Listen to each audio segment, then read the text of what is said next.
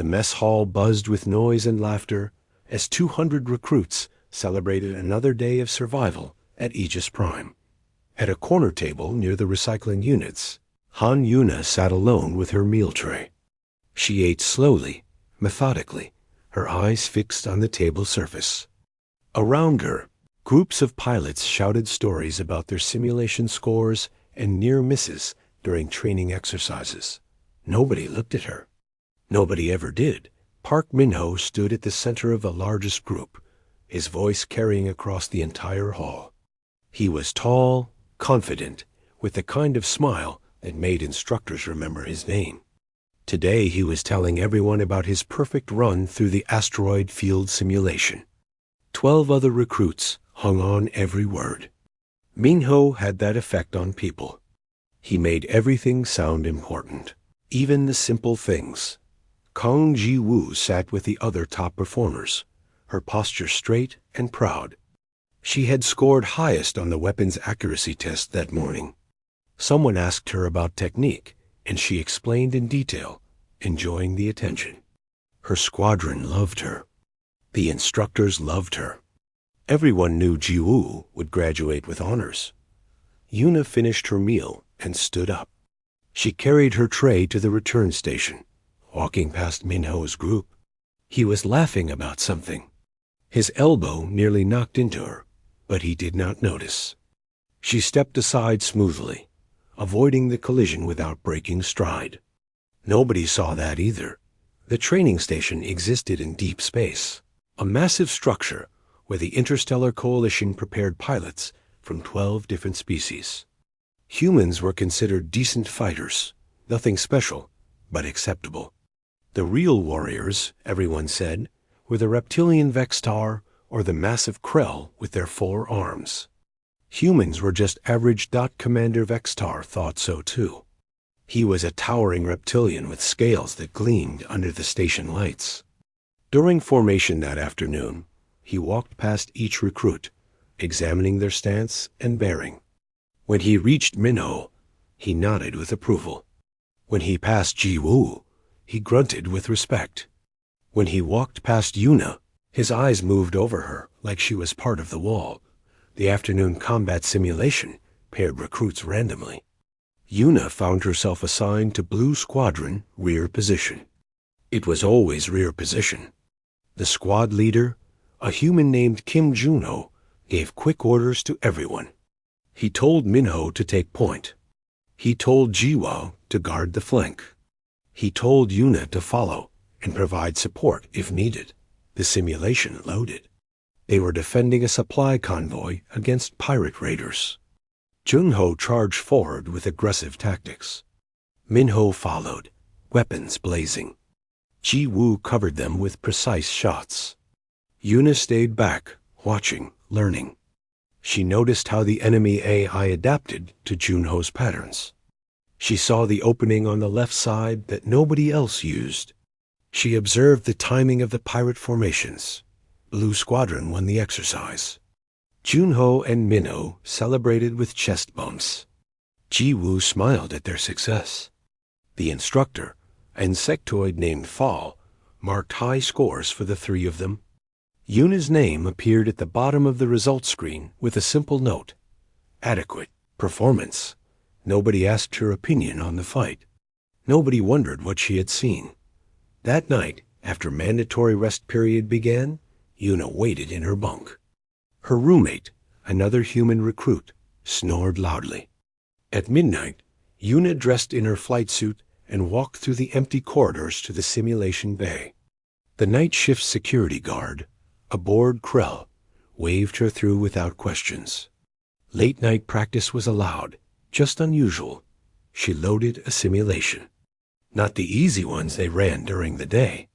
She selected Level 9 combat scenarios, the kind reserved for veteran pilots. The kind that had no safety limits and no forgiving AI. She had been running these every night for 3 months. The simulation threw everything at her. Enemy fighters that moved in unpredictable patterns. Debris fields that shifted and changed. Weapons systems that malfunctioned at the worst moments. She died in the first run, her fighter exploding in a silent burst of light. She started again. This time she lasted 4 minutes before enemy missile found her. She analyzed what went wrong, adjusted her approach, and loaded the scenario again. By the 3rd attempt, she survived 8 minutes. By the 10th attempt, she completed the scenario. Then she loaded another 1 dot at 0500 hours. She returned to her bunk, showered, and prepared for the day. Her roommate woke up an hour later, never knowing Yuna had been gone. Nobody knew about her night practice. She had been doing this since the 2nd week of training. While others slept or socialized, she ran simulations. Hundreds of them. Thousands of them. During classroom instruction, Instructor Thal taught them about weapon systems. He called on Minho to answer a complex question about missile guidance. Minho answered confidently, correctly. Thal praised him. The class murmured with impressed sounds. Yuna sat in the back row, taking notes, saying nothing. She already knew the answer. She knew all the answers. But nobody asked her Dot. The weeks passed like this. Training, meals, sleep. For everyone else, anyway. For Yuna, it was training, meals, more training, then sleep. She watched her classmates grow in skill. Minho became faster. Ji-woo became more accurate. Others improved in their own ways. But none of them practiced like she did. None of them spent 6 hours every night running scenarios that could kill them. Commander Vexstar announced that graduation was approaching. They would all receive their assignments soon. The best performers would go to cruisers and battleships, serving in important positions. The average ones would go to support roles or quiet postings. Everyone knew where they stood. Minho already talked about his assignment to the 7th Fleet flagship. Ji-woo expected a position on a heavy cruiser. Other top performers discussed their options with excitement. In the back of the room, Yuna listened and calculated the probability of each assignment. The day before graduation, the assignment list posted on the main board. Recruits crowded around, searching for their names. Minho found his at the top, exactly as expected, assigned to a prestigious combat wing. Ji-woo pumped her fist when she saw her cruiser posting. Others celebrated or complained depending on their results. Yuna waited until the crowd cleared. She walked up to the board and found her name near the bottom. Coalition Frigate Silent Watch, Border Patrol, Contested Void Region. It was the kind of assignment that meant nothing would happen. A dead-end posting where careers went to fade away. She read it twice, memorizing the details. Then she walked away. Someone behind her laughed about the poor souls assigned to border duty. They meant her, though they did not know her name. She did not mind. She never did. That night, she ran simulations until 0400 hours. The same as every night. Tomorrow she would graduate. The next day she would travel to her new posting. Everything would change, yet nothing would change. She would still practice. She would still prepare. She would still be the pilot. Nobody noticed Dot in the darkness of the simulation bay. Her fighter danced through impossible maneuvers, destroying enemy after enemy in scenarios designed to be unbeatable. The computer recorded her scores, numbers that would make veteran pilots question their own skills. But nobody checked the night simulation logs. Nobody cared about the quiet girl who never spoke up. That was fine with Yuna. Words were noise. Actions were everything. And she had been preparing for action since the day she arrived. The Coalition frigate, Silent Watch, drifted through empty space like a forgotten piece of metal. 6 months had passed since Yuna arrived, and nothing had happened. Not one emergency. Not one threat. Just endless patrols through the dark sectors near the contested void, scanning for dangers that never appeared. Captain Reska commanded, the ship with the tired energy of someone who had given up on glory years ago. He was a feline species called Rashan, with gray fur and yellow eyes that barely showed interest in anything anymore. During morning briefings, he would assign patrol routes in a flat voice and return to his ready room to read old reports. The Silent Watch was his retirement in everything but name. The crew matched their captain's energy. 40 beings from 8 different species, all stuck on the least important posting in Coalition space. They did their jobs correctly, but without passion. Patrols happened on schedule. Maintenance stayed current. Reports filed on time. Everything worked. Nothing mattered. Li Doyun, the head engineer, was one of the few who still cared. He was older, maybe 50 years old, with gray in his hair and grease permanently under his fingernails. He kept the ship running perfectly, even though nobody important would ever see his work. Sometimes he would talk to Yuna when she came through engineering, offering stories about his younger days on a battleship. Choi. Somin worked communications and tried hard to be everyone's friend. She was bright and cheerful, the kind of person who smiled even during the boring parts of space travel. She noticed that Yuna always ate alone in the small mess hall. After 2 weeks, Somin started sitting with her. "You do not talk much," Somin said one day, picking at her meal. Yuna looked up from her food. "No, that is okay. I talk enough for both of us." Somin laughed at her own joke. "Where did you train?" "Aegis Prime. I heard that place is tough. Did you know anyone famous there?" "Park Minho was in my class."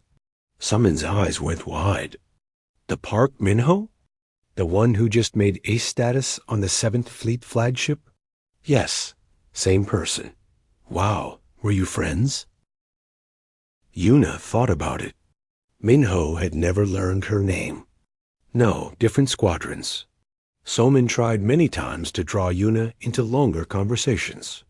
She asked about hobbies, family, interests. Yuna answered each question with short responses. Not rude, just economical with words. Eventually Somin accepted this and just talked about her own life while Yuna listened. It was comfortable in its own way. The duty schedule gave each pilot 20 flight hours per month. Most pilots used exactly 20 hours, not 1 minute more. Yuna requested additional time. Captain Riska approved it without asking why. Extra flight hours meant nothing when there was nowhere to fly except empty space. She took her fighter out every day during her off shift. The other pilots thought she was strange for volunteering so much. They would joke about it in the rec room, wondering what she was doing out there alone.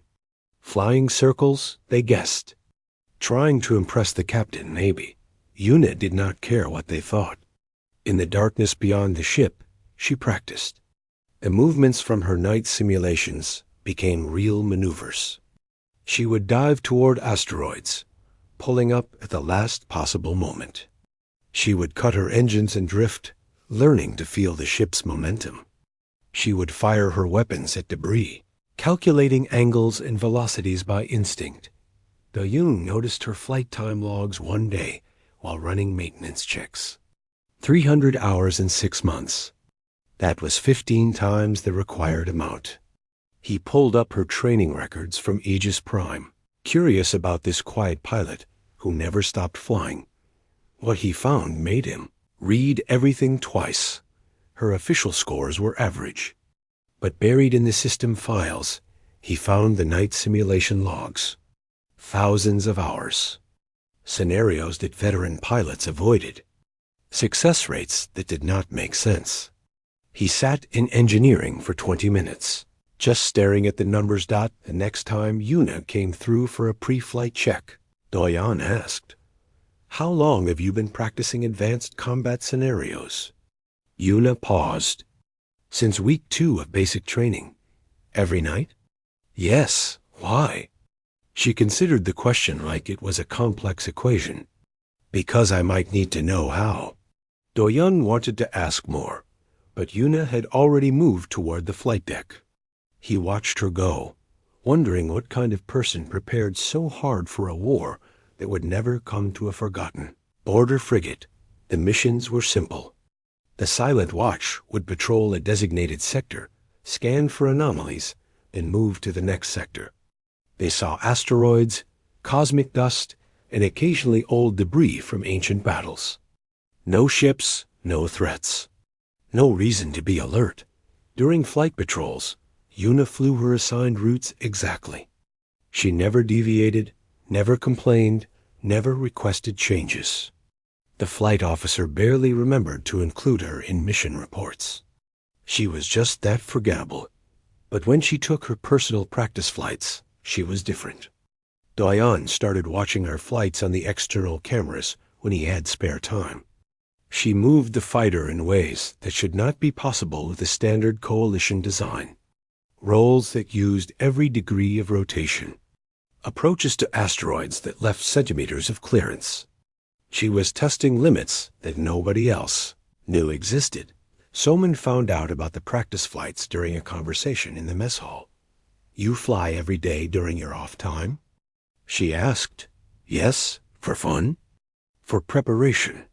"Preparation for what?" "We are on border patrol. Nothing happens here." Una looked at her with steady eyes. "That could change." Soman laughed, thinking it was a joke. But Una was not joking. She never joked. 3 weeks later, long-range sensors detected unusual readings in the void. The science officer, a Brel named Tack, reported it during the morning briefing. Strange energy patterns. Possibly asteroids with high metal content. Possibly old wrecks. Hard to determine at this range. Captain Riska marked it in the log. "We will investigate if it appears again." It did not appear again. The reading faded after 2 hours. Everyone forgot about it except Una.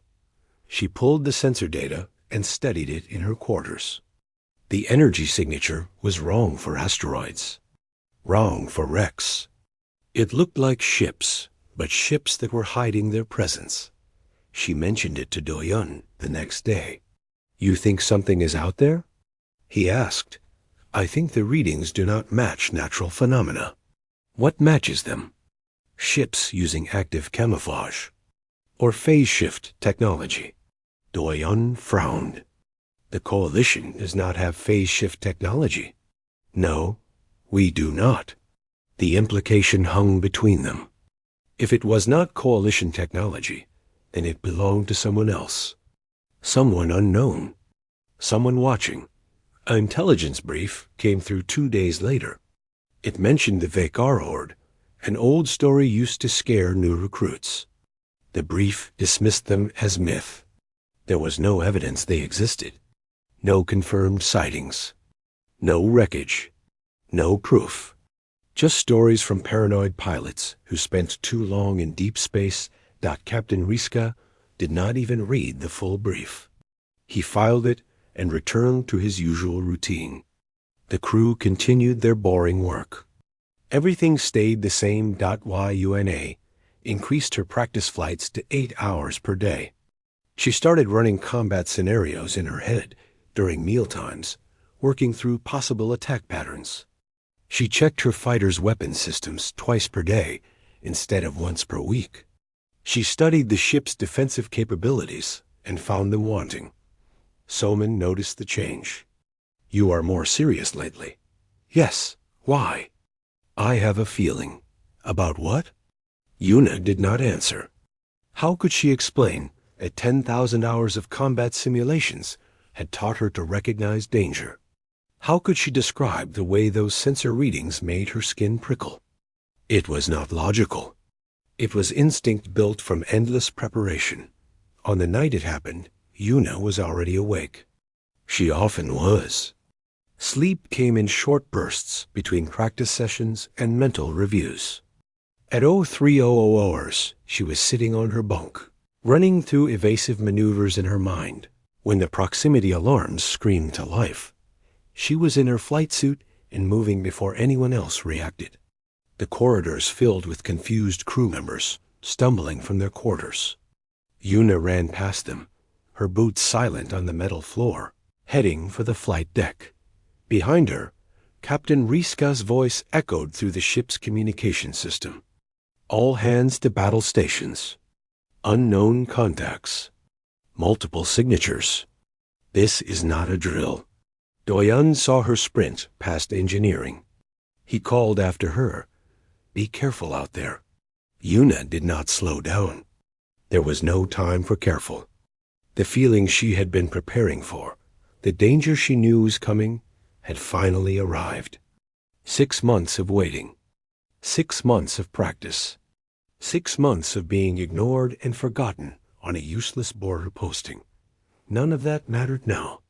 The quiet girl was going to war. The flight deck was chaos. Red emergency lights turned everything into sharp shadows. 3 fighters stood ready, their engines already warming. Yuna reached hers first, climbing into the cockpit with practiced speed. Her hands moved through the pre-flight sequence without thought. Muscle memory from hundreds of launches. Kim Junho, another human pilot, reached his fighter seconds later. He was breathing hard, eyes wide with fear. The third pilot was a Brel named Taka, whose 4 arms worked his controls with shaking movements. Neither had ever seen real combat. On the bridge, Captain Riska stared at his tactical display in disbelief. 12 contacts. No, 13. Ships materializing from nothing, as if they had been hiding in the fabric of space itself. They were not on sensors a moment ago. Now they surrounded the silent watch like predators circling prey. What are they? Someone asked. The science officer's voice trembled. Vekar.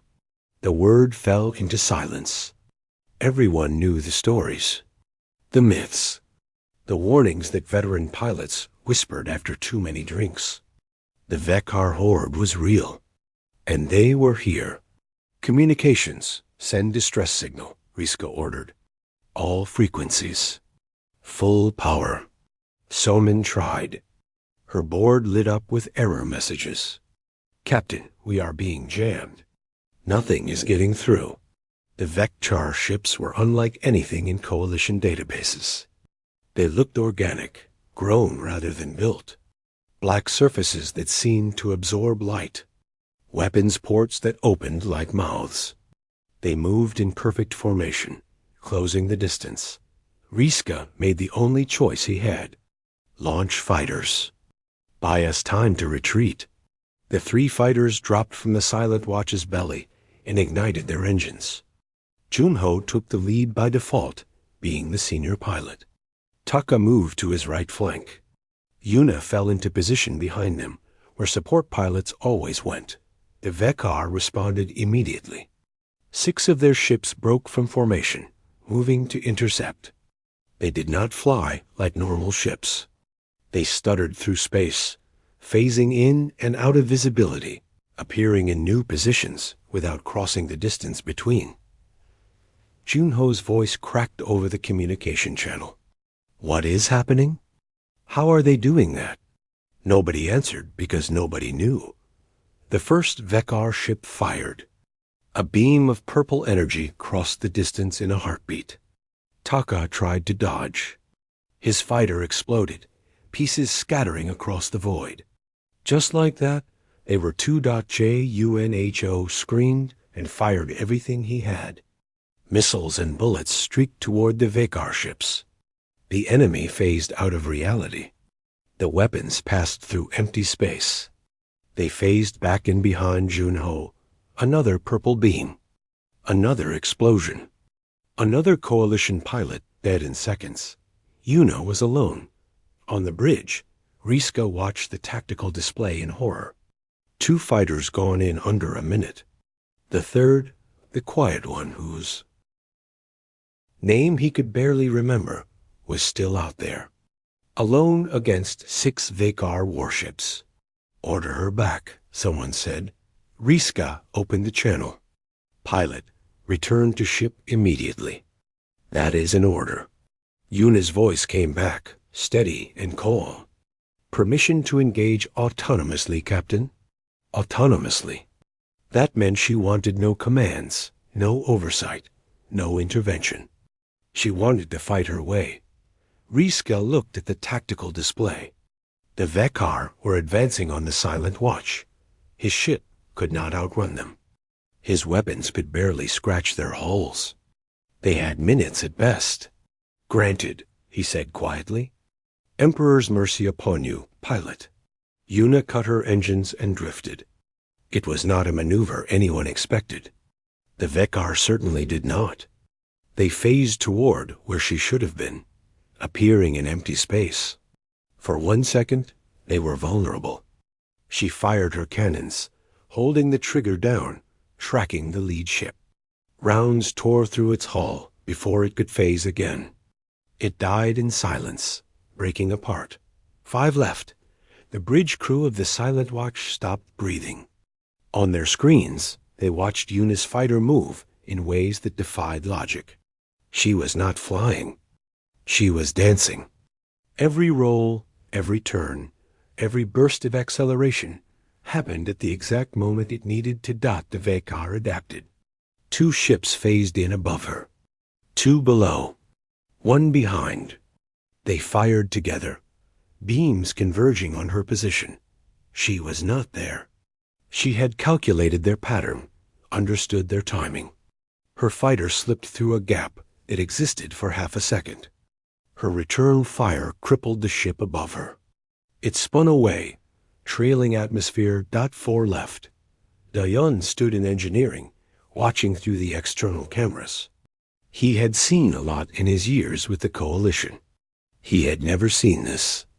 She was treating the debris field like weapons. A piece of Taka's destroyed fighter floated past. Yuna shot it, not to destroy it, but to change its trajectory. It tumbled into a Vekar ship's path.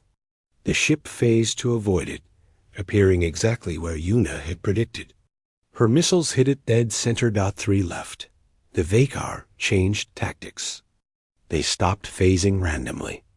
They began to circle, trying to overwhelm her with crossfire. It should have worked. She was 1 fighter against 3 warships. But she was already moving before they fired, using the gravity of nearby asteroids to slingshot in directions that normal piloting would never consider. Her fighter should have torn apart from the forces she was generating. Somehow it held together. Somehow she kept fighting. 2 left. Then 1, the final Vekar warship, stopped. It hung in space, as if reconsidering the fight. Yuna's fighter was scarred and battered, held together by emergency seals and determination. They faced each other across the debris field of their fallen enemies. The Vekar ship phased out. Not to attack, to retreat. It jumped to faster-than-light speeds and vanished, running away. The bridge of the Silent Watch was absolutely silent. 40 crew members stared at their screens, unable to process what they had witnessed. Captain Riska blinked slowly, his feline eyes struggling to accept reality. Did that just happen? Soman whispered. It happened. 7 Vekar warships destroyed. 5 others fled. Defeated by a single Coalition fighter. Defeated by the pilot nobody remembered. Defeated by Han Yuna. Dion's voice came through the communication system. "Pilot, your ship is critical. Land immediately." Yuna's response was flat, emotionless. "Landing now."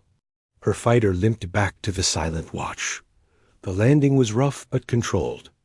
The ship touched down with a screech of damaged metal. The canopy opened with a hiss of escaping pressure. Yuna climbed out. Her flight suit was soaked with sweat. Her hands were steady. She walked across the deck toward the exit, passing crew members who stared at her like she was an alien species. Captain Riska was there, waiting. His yellow eyes were wide. "How did you do that?" Yuna looked at him, really looked at him for the first time. "I prepared, sir." That was not preparation. That was impossible. It was 47 minutes of combat application, based on 10,000 hours of scenario training. She said it like she was reporting the weather. Facts, nothing more. Riska opened his mouth, closed it, opened it again. Do you need medical attention? No, sir. Do you need rest? No, sir. Do you need to file a report? Yuna tilted her head slightly. Do you need me to file a report, sir? He laughed. It was the sound of someone whose brain had broken from stress. Yes, I think we need a report on this. Then I will file one. She walked past him, heading for the debrief room. The crew parted for her, creating a path. Nobody spoke. Nobody knew what to say. The quiet girl who sat alone at meals, who took extra flight hours, who never caused problems or drew attention, had just saved all of their lives. Do-yeon caught her before she reached the debrief room. The external cameras recorded everything. Your entire fight. Okay, every move. Every shot. All 47 minutes. That is standard procedure. He shook his head. You do not understand. People need to see this. The coalition needs to see this. Yuna frowned. Why? Because they need to know what you can do. What humans can do. I only did what I prepared for. Any pilot could do the same with enough practice. Do-yeon laughed, but it was not unkind. No, Yuna, they could not. That is what makes this important. She thought about it, then shrugged. Save the footage if you think it matters. I need to file my report. She left him standing there. Do-yeon looked at Somin, who had followed them from the bridge. They shared a look that needed no words. That night, while Yuna wrote her combat report with the same careful detail she applied to everything, Do-yeon made a copy of the footage. He was not supposed to. It was against regulations.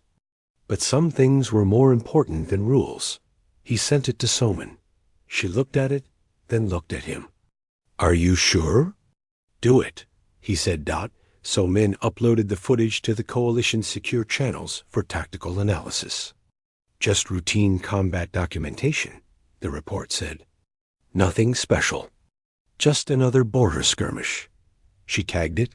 First contact, Vekar engagement, silent, watch. Then she sent it to every military network she could access. The file copied itself across the Coalition's communication web, spreading through databases and servers, reaching corners of space that the forgotten border frigate would never see. By morning, 10,000 people had watched the quiet girl fight alone against impossible odds. By the next day, that number would be 10 million. And the galaxy was about to learn her name. The file spread like fire through dry grass. 12 hours after Somin uploaded it, the footage of Yuna's battle had been copied to 217 worlds. Military analysts watched it. Pilots watched it. Students watched it. People who had never cared about combat watched it because everyone was talking about it. On the Coalition military network, servers crashed from the traffic. System administrators worked through the night to handle the load. The footage was only 47 minutes long, but people watched it again and again, trying to understand what they were seeing. At Aegis Prime Training Station, Commander Vextar received the file with a note. Thought you might want to see this. One of your graduates. He almost deleted it. Border Patrol combat was usually boring, but something made him open it. 20 minutes later, he called an emergency assembly. 200 recruits gathered in the main hall, confused by the sudden summons. Vextar said nothing. He just played the footage on the large display screens. The room fell silent as they watched. A single Coalition fighter against 12 Vekar warships. They saw Junho die. They saw Taka die.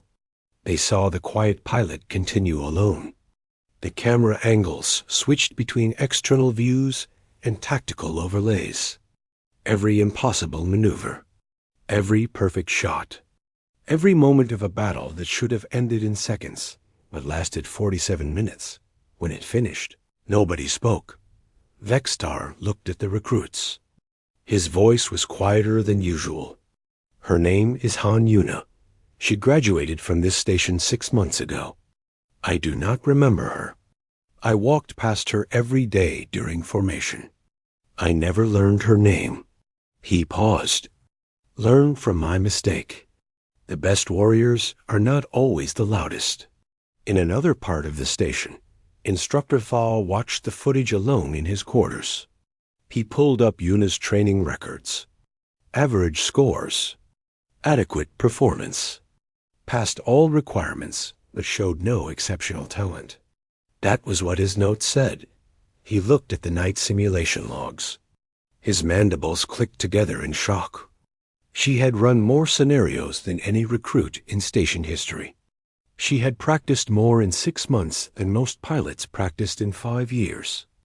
And he had never noticed. Thal deleted his old notes about Yuna. He wrote new ones. This instructor failed to recognize excellence. Do better. Park Mingho was on the flagship of the 7th Fleet when someone sent him the file. He was in the rec room, telling stories to junior pilots about his time at Aegis Prime. Someone's tablet chimed with a message. You have to see this. Your classmate just destroyed a Vikar fleet. Minho laughed. Which classmate? Han Yuna. The name meant nothing to him. He took the tablet and watched the footage. His smile faded. His story stopped. He watched it 3 times in a row, saying nothing. Another pilot asked, Did you know her? Minho thought about it. He had been at Aegis Prime for a year. He must have seen her. Must have walked past her in hallways. Must have been in the same briefings. But he could not remember her face. Could not remember her voice. No, he said finally. I did not know her. He watched the footage a 4th time, studying each maneuver. He was considered one of the best pilots in his fleet. He had natural talent. People said he could do things that took others years to learn. He tried to imagine himself in that fight, alone against 12 warships. He would have died. Probably in the first minute. Definitely before the second. There was no scenario where his talent and confidence would have been enough. But this girl, this quiet person he could not remember, had survived. Had one Kong Ji-woo watched the footage in her quarters on a heavy cruiser. She sat on her bunk, tablet in her hands, and did not move for the full 47 minutes. When it ended, she started it again. Then again. She counted 17 maneuvers that should have killed the pilot. She identified 23 moments where a split-second difference would have meant death. There were no mistakes in the footage. Not one. Just perfection born from preparation. Dachi Wu had graduated top of her class. She had been proud of that. Now she wondered what it meant to be the best when someone like Yuna existed. The Coalition Council chambers on Prime World received the footage as part of an urgent military briefing. Council members from 40 different species gathered to watch. They needed to discuss the Vakar threat. But first, they watched the battle. Admiral Quan Tai-young, the highest-ranking human in the Coalition military, stood before the council. He was old, gray-haired, with eyes that had seen too many wars. He waited while they watched. Counselor Draxon, a massive draconian with purple scales, spoke first. Is this footage authentic? Yes, Counselor. Verified by 3 independent analysts. 1 human. Against 12 Vakar warships. 7 destroyed. 5 retreated. Draxon's tail swished with agitation. This is lucky human randomness. Not true warrior skill. The Vakar must have malfunctioned. Admiral Quan said nothing. He had learned that sometimes silence spoke louder than arguments. Another counselor, a ration like Captain Riska, asked, What is the pilot's background? Han Yuna, age 22. Graduated from Aegis Prime with average scores. Assigned to Border Patrol due to lack of distinguishing achievements. Average scores? That is what her records show. The Rashon counselor watched the footage again, focusing on a sequence where Yuna used debris as a weapon. This is not average. No, Quan agreed. It is not. Hana worked for Coalition Intelligence in a small office that nobody important ever visited. Her job was to analyze combat footage and write reports that nobody important ever read. When the Una footage arrived in her queue, she expected another routine battle analysis about 40-7 minutes later. She stood up from her desk and walked to her supervisor's office without knocking. "We have a problem," she said. Her supervisor looked up, annoyed. "What problem?" "That border patrol footage. The human pilot. I analyzed every second of it, and every movement was intentional. Every maneuver was calculated. She was not reacting to the Vekar. She was executing a plan." "What plan?" She could not have known they would attack. Hana pulled up her analysis on his display. She ran thousands of combat scenarios during training. "I found the logs." She practiced every possible variation of multi-opponent combat. Look at minute 12. She performs a maneuver that appears in scenario Alpha 77. Minute 23. That is scenario Delta 29. She was not improvising. She was remembering.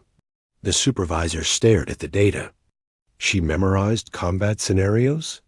She memorized thousands of them, and she adapted them in real time to match the Vekar capabilities. Hana highlighted several sections of footage. This is not luck. This is preparation meeting opportunity. The supervisor leaned back in his chair. "Send this analysis to Admiral Quan. Mark it priority." Park Ji-yoon was a war correspondent who had covered coalition conflicts for 15 years. He had seen battles, victories, defeats. He had interviewed heroes and survivors. He thought he understood combat. Then he watched the Una footage. He watched it 7 times. On the 8th viewing, he started writing. The words came fast, burning with the need to explain what he was seeing to people who might not understand. His article published on the main Coalition News Network under a title he knew was perfect. Everyone ignored the quiet girl, and her battle footage silenced the galaxy. The article spread faster than the footage. People shared it across every communication platform. They debated it in forums and chat rooms. Some called it an exaggeration. Others called it the truth. Everyone had an opinion. Within 24 hours, the quiet girl became how everyone referred to Una. Not her name, not her rank. Just the quiet girl who fought alone and won. Fighter pilot. Training programs across the coalition paused their regular classes. Instructors showed the footage, then asked students to analyze it. 47 different academies reported the same result. Nobody could replicate Una's maneuvers in simulation. The forces were too extreme. The timing was too precise. The calculations were too complex. One instructor told his class, "This is what perfection looks like. Study it. Understand that this level exists. Then accept that most of you will never reach it." A student raised her hand. "If we cannot reach it, why show us?" "Because now you know what is possible. That alone makes you better." On the silent watch, life had become strange. Reporters requested permission to visit. Military officials wanted interviews. Scientists wanted to study Una's reflexes. Captain Riska denied all requests. His ship was still on border patrol. They still had a job to do. But he could not deny the communication messages. They came from every part of coalition space. Other pilots asking questions. Students wanting advice. People just wanting to thank her for showing them what dedication looked like. Una read some of the messages. Soman sat with her in the mess hall, watching her face for reactions. "How does it feel?" Soman asked. "Being famous?" Una set down her tablet. "Strange. I did my job. Same as always. Your job does not usually involve destroying 7 warships alone. It did that day." Soman laughed. You are still the same, even with the whole galaxy talking about you. Why would I change? I am still the same pilot. The battle did not make me better. It just showed what I already was. That was when Soman understood. Fame meant nothing to Yuna, because external validation had never been her motivation. She had prepared not for recognition, but for the moment when preparation would be needed. That moment had come. She had been ready. That was all that mattered to her. 3 days after the footage spread, a message arrived at the Silent Watch, priority level. Admiral Kwan requested Pilot Han Yuna report to Coalition Command immediately. Transportation would be provided. This was not optional. Captain Riska delivered the message personally. Yuna was in the flight bay, checking her fighter systems. Again. Always. You are being summoned to Coalition Command, he said. Why? I do not know. But when an admiral requests your presence, you go. Yuna nodded slowly. Will I return to the Silent Watch? Riska smiled, sad and knowing. No, I do not think so. Whatever happens next, I think your time on Forgotten Border patrols is over. This is a good crew. We are an adequate crew. But you are something more. The galaxy needs to see that. Yuna looked at her fighter. She had fixed it herself, working with Doyun through long hours. It was ready for the next battle. But maybe the next battle would not happen here. When do I leave? She asked. Tomorrow morning. Try to get some rest. That night, Yuna did not practice. She sat in her quarters, thinking about what came next. The quiet had been her armor. The invisibility had been her comfort. Now the whole galaxy was watching. Now everyone knew her name, but she was still the same pilot. The same person. Fame could not change that. Attention could not make her more than what she was. She had always known her own worth. Other people discovering it changed nothing important. Tomorrow, she would go to Coalition Command. She would face whatever came next. And if they needed her to fight again, she would be ready. She was always ready. That was who she was. The quiet girl who prepared while others slept. The forgotten pilot who became unforgettable. The warrior the galaxy had ignored until ignoring her was no longer possible. And somewhere in the darkness beyond Coalition space, the Vector watched the same footage and made their own plans. Coalition Command existed at the center of Prime World, a massive structure that housed the military leadership of 40 species. Yuna arrived on a transport ship, wearing her standard uniform, carrying nothing but a small bag. Officers stared at her in the corridors. Some saluted. Others just watched with wide eyes. She was the quiet girl, the pilot from the footage. She was famous, and fame made her uncomfortable.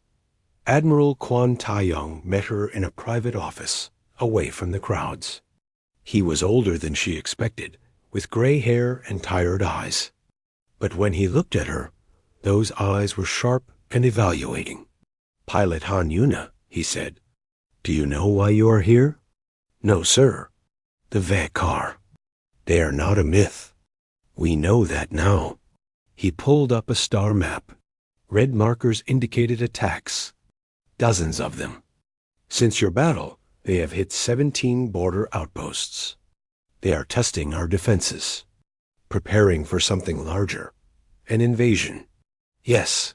Intelligence estimates 3,000 warships. Maybe more. He zoomed the map out.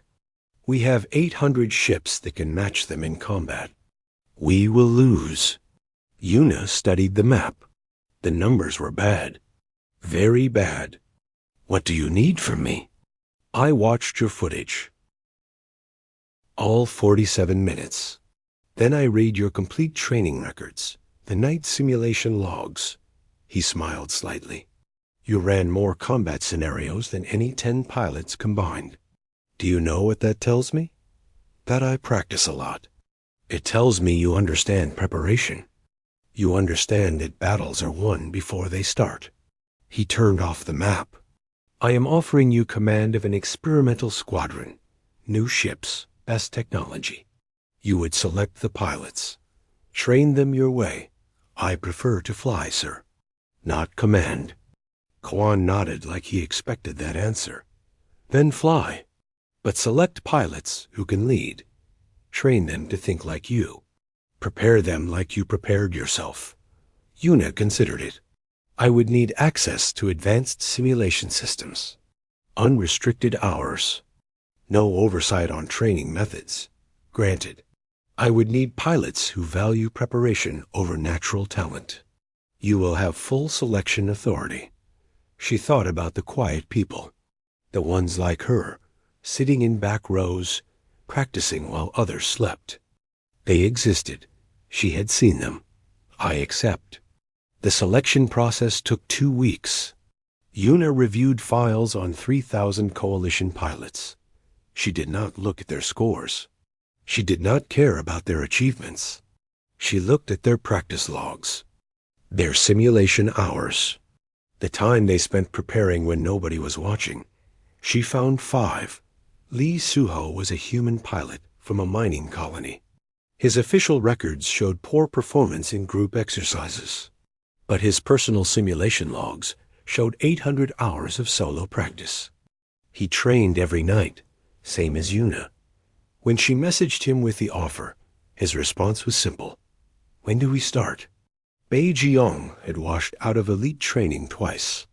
Instructors said she was too hesitant, too careful. Yuna saw something different in her records. Jiong ran scenarios until she achieved perfect scores. Then she ran them again.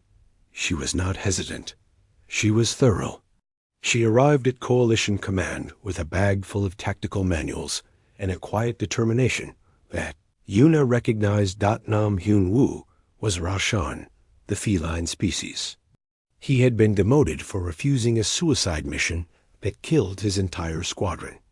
His commander called him a coward. Yuna read his reasoning for the refusal. The mission plan had a 97% casualty rate with a 12% success rate. He was not a coward. He was a realist. She wanted that Shin Yeji came from Aegis Prime, 3 classes behind Yuna. Her instructors barely remembered her. She sat in the back row, flew extra hours, never drew attention. Her simulation logs showed patterns that matched Yuna's approach.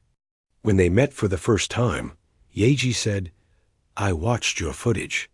I have been training like that since I was 16. On Se-hun was not a pilot. He was a navigator who had taught himself to fly in simulators. His official position was support crew. His simulation scores were better than most combat pilots. Yuna offered him a fighter. He stared at her for 10 seconds, then quietly said, Thank you. They called themselves Ghost Squadron, though nobody gave them that name officially. It just appeared in reports and stuck. 5 pilots who nobody remembered. Led by the quiet girl who fought alone. The training was brutal. Yuna ran them through scenarios that veteran pilots avoided.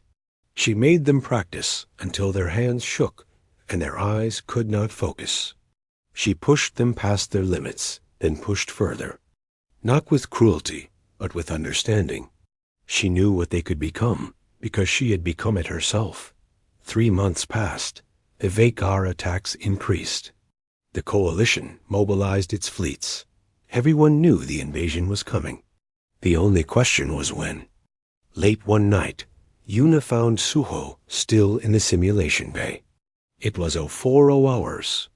He was running combat scenarios, failing them, running them again. She sat next to him. You practice like I do. I learned it from watching your footage. He rubbed his eyes. I realized I had been training wrong my whole life. I was practicing to be good enough. You practice to be perfect. Perfect does not exist. No, but the pursuit of it makes us better. Yuna smiled. It was rare, but genuine. Why do you think? I selected you? Because I do not quit? Because you understand that preparation is everything. Talent is noise. Practice is the only truth. They sat in comfortable silence. Two quiet people who spoke the same language of dedication. The invasion began on a Tuesday. 3,000 Vakar warships emerged from the contested void, moving in perfect formation toward Coalition space. Every available ship mobilized. 800 Coalition vessels against an enemy that outnumbered them 4-1. Supreme Commander Telvin, an ancient alien who had led the Coalition military for 30 years, stood on the bridge of the flagship and watched the tactical display. The numbers were impossible. They would fight. They would lose. But they would fight anyway. Then Admiral Quan reported to his office privately. "Commander, I have an option." "What option?" "They have 4 times our numbers. We do not fight them as a single fleet. We use surgical strike teams, hit their command ships, disrupt their formation, make them react instead of attack." "With what teams?" "We need every ship on the line. Ghost Squadron. 5 fighters, led by Han Yuna." Talvin had watched the footage. Everyone had, but 5 fighters against 3,000 ships? That is suicide. It is preparation meeting opportunity. "Trust me, Commander. Trust her." The order went out. Ghost Squadron would deploy not with the main fleet, but as an independent strike unit. Their mission: eliminate Vakar command ships. No support. No backup. Just 5 pilots and their training. They launched from a stealth carrier, slipping through the chaos of the forming battle. The main fleets engaged, ships exploding in bright flashes. Ghost Squadron flew through the debris field, invisible among the destruction. Yuna's voice was calm on the communication channel. "Remember your training. Every scenario we practiced. Every maneuver you memorized. This is why we prepared." Suho responded, "Understood?" Jiang said, "I see the first command ship. It is the large one with 3 weapon arrays." Hyunwoo confirmed, "I have targeting lock." Yeji added, "I see 2 escort ships. I will handle them." Sehen finished. Course calculated. "On your mark." Yuna felt something she had not felt during her solo battle. Connection. These pilots understood her. They had trained like her. They were ready like her. "Mark," she said. What followed was not a battle. It was Art. Ghost Squadron moved through the Vakar fleet like shadows. They used debris for cover. They predicted phase shift patterns. They struck command ships with perfect precision, then vanished before escorts could respond. 1 ship down, then another. Then 3 more. Other Coalition pilots watched on their displays, not understanding what they were seeing. 5 fighters systematically destroying ships that should have been impossible to kill. Admiral Quan stood on the command bridge, watching the tactical feed. Each time a Vakar command ship exploded, the enemy formation faltered. Ships collided. Orders confused. The perfect unity of the Vakar began to crack. Counselor Draxon, who had dismissed Yuna's first battle as luck, watched in silence. This was not luck. This was skill multiplied by 5. This was what happened when the Quiet Ones showed the galaxy what they could do. 96 hours. That was how long the battle lasted. Ghost Squadron flew without rest, moving from target to target, each strike calculated to cause maximum disruption. Other pilots began copying their tactics. The Vakar could not adapt fast enough. Then the Vakshar Empress appeared. Her flagship was 3 times larger than any other ship, covered in weapons, surrounded by elite guards. She broadcast on open channels. "The silent warrior. Face me alone. Prove your worth." Yuna heard the challenge. So did everyone else in Coalition space. Admiral Quan tried to order her back. She did not respond. She just changed course, heading toward the Empress flagship. Ghost Squadron followed without orders. "No," Yuna said on the private channel. "I go alone. We are a squadron, Suho replied. We stay together. This is my fight. Jiang's voice was firm. You taught us to prepare together. We fight together. Yuna wanted to argue, but she realized something. She had always fought alone because nobody else was ready. Now 5 pilots were ready. 5 pilots who had prepared like she did. She was not alone anymore. Together then, she said. The 6 fighters approached the Empress flagship. The guards engaged. Ghost Squadron split, each pilot taking targets with practiced precision. They had run this scenario. Not this exact situation, but close enough. Every maneuver adapted from 10,000 hours of practice. The Empress herself launched in a personal fighter, black and deadly. She moved with skill that matched Yuna's. Perhaps even exceeded it. She had been watching, learning, preparing her own way. They fought in the debris field, 2 masters of combat seeking each other's weakness. The Empress was fast, aggressive, overwhelming. Yuna was patient, calculated, waiting. 22 minutes. That was how long they fought. The Empress attacked with fury. Yuna defended with precision. Then the moment came. The Empress overextended, committing to a killing strike. Yuna had been waiting for it. She had practiced counters to aggressive attacks for years. She moved. The Empress missed by centimeters. Yuna did not miss. The Empress fighter exploded. The Vakar fleet, seeing their leader fall, retreated. 3,000 ships jumping to faster-than-light speeds. Running from a battle they should have won. The coalition had won, not through superior numbers, not through better technology, through preparation, through the quiet pilots,